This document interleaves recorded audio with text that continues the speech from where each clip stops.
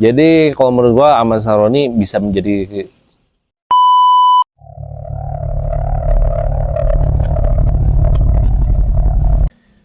Nah, sekarang kita baru masuk ke bursa pilkada kepala daerah, yaitu Gubernur DKI Jakarta. Ini menarik banget karena menurut gua adalah posisi Gubernur DKI Jakarta itu adalah posisi yang paling seksi. Kenapa? Karena sudah 2 gubernur itu masuk dalam bursa capres gitu loh. Mulai dari Pak Jokowi yang sampai detik ini menjadi kontender presiden 2 periode, dan juga sekarang Anies Baswedan yang juga mencalonkan. Dan ini juga menjadi posisi yang paling seru. Kenapa bisa gue bilang ini adalah posisi yang paling seru? Karena terbuktilah dengan pilkada 2017 kemarin, Gubernur Jakarta, DKI Jakarta, banyak juga polarisasi lahir, banyak juga isu-isu tentang sosial, isu-isu tentang keagamaan itu juga masuk ke dalam ranah pilkada DKI Jakarta. Nah, gue mau bahas deh langsung calon-calonnya. Yang pertama, nah ini kita mulai dari PJ-nya dulu deh, PJ-nya Pak Anies Baswedan, yaitu Pak Heru Budi. Pak Heru Budi ini menarik karena dia pernah menjadi staf kepresidenannya di era Pak Jokowi, terus juga staf kepresidenannya Pak Jokowi, langsung dia menjadi PJ, kemudian pernah juga menjadi stafnya Bapak Basuki Cahayapurnama atau Ahok. Jadi beliau juga nih udah belajar ya dari demisionernya, mulai dari Pak Basuki Cahayapurnama pernah jadi gubernur DKI Jakarta, dan berikut juga Pak Jokowi sebelum jadi presiden, yaitu menjadi gubernur DKI Jakarta. Kayaknya ini menjadi seru deh untuk Pak Heru Budi. Kenapa? Karena mereka punya 2 mentor yang pernah menjadi gubernur DKI Jakarta gitu loh. Jadi ini termasuk menjadi kontender yang kuat. Dan gue lihat kalau gue ke Jakarta, ke daerah-daerah sentral, itu udah mulai tuh baliho-balihonya itu muncul. Spanduk-spanduk Pak Heru Budi juga muncul gitu. Dan ya, kita lihatlah Pak Heru Budi langkahnya sejauh mana gitu.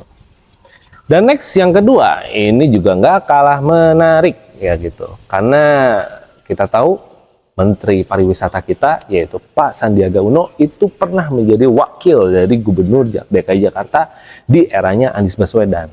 Dan kayaknya seru kalau memang ini menjadi salah satu bursa juga, karena beliau pernah berpengalaman menjadi wakil gubernur, terus juga sekarang menjadi Menteri Pariwisata, sehingga beliau juga bisa concern terhadap elektabilitasnya. Dan gua harap sih ya ini menjadi calon yang menarik, dan dari segi logistik juga kuat sih.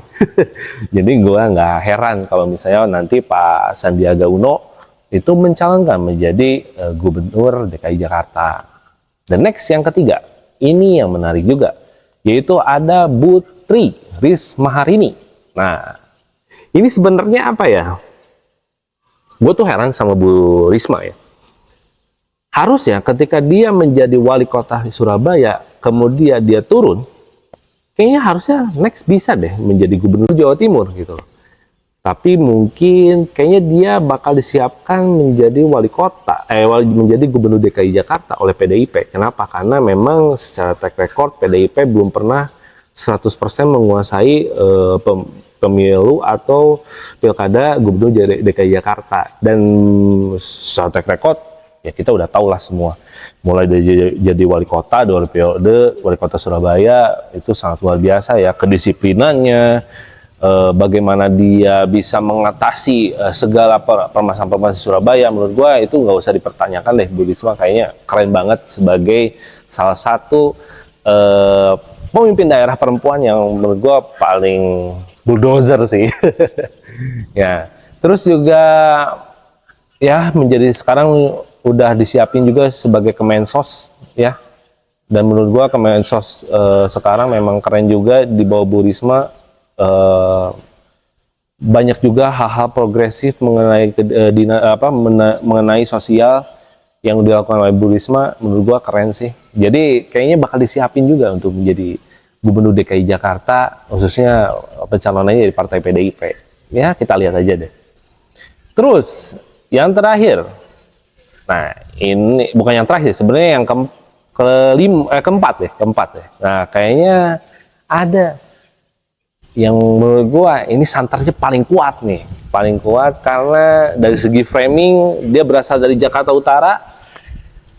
Udah pasti kalau untuk masalah daerah Jakarta Utara kayaknya selesai deh untuk beliau, yaitu Pak Ahmad Saroni. Pak Ahmad Saroni ya, dia kayaknya udah kayak jadi Tony Stark-nya Indonesia dengan gelimangnya harta, dengan sukses dia menjadi bisnismen, dan sekarang dia menjadi politisi dan DPR RI juga.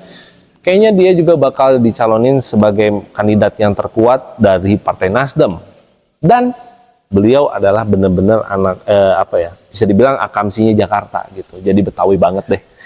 Jadi kalau menurut gua Ahmad Saroni bisa menjadi calon yang diperhitungkan oleh calon-calon lain gitu loh. Ya, kita lihat saja nanti. Gue penasaran sih kalau untuk Ahmad Saroni ini, karena ada hal yang mungkin menjadi part khusus untuk Pak Ahmad Saroni, karena ini berhubungan atau berkaitan dengan Pilpres. Mungkin gue bisa bikin di part lain. Dan yang terakhir, nah karena kita kemarin ngebahas soal calon gubernur Jawa Barat, ini juga ternyata masuk ke dalam bursa DKI Jakarta, yaitu Pak Ridwan Kamil. Nah, nggak tahu kenapa ya, gue ngerasa kayak Pak Ridwan Kamil kayaknya cocok deh kalau jadi gubernur DKI Jakarta. Kenapa? Ya secara Jakarta adalah kota metropolis, ibu kota negara untuk saat ini sebelum nanti IKN diresmikan. Ini menjadi salah satu yang cocok karena beliau ada backgroundnya arsitek. Jadi banyak mengenai infrastruktur atau pembangunan yang mungkin akan dibawa oleh Ridwan Kamil untuk penyelesaian kota Jakarta. Karena ya kita tahulah Jakarta kan isunya ya 30 tahun lagi akan tenggelam lah, terus mulai dari urbanisasi, karena beliau juga salah satu salah satu pendidikan di S2-nya adalah urban city gitu loh. Dan menurut gua Ridwan Kamil adalah salah satu calon yang kuat dan mungkin dibutuhkan oleh DKI Jakarta gitu. Ya sebenarnya sih gimana ya, dilihat dari track record kemarin Pak Ridwan Kamil memang kalau masalah untuk menjabat itu nggak pernah lama ya. Satu periode di wali kota, satu periode di gubernur Jawa Barat. Mungkin nextnya bisa jadi gubernur DKI Jakarta. Ya, who knows. Ya jadi itu aja sih bursa-bursa pemilu atau pilkada DKI Jakarta, khususnya untuk nanti pencalonan gubernur. Menurut kalian mana sih yang paling cocok? Coba tulis di kolom komentar ya.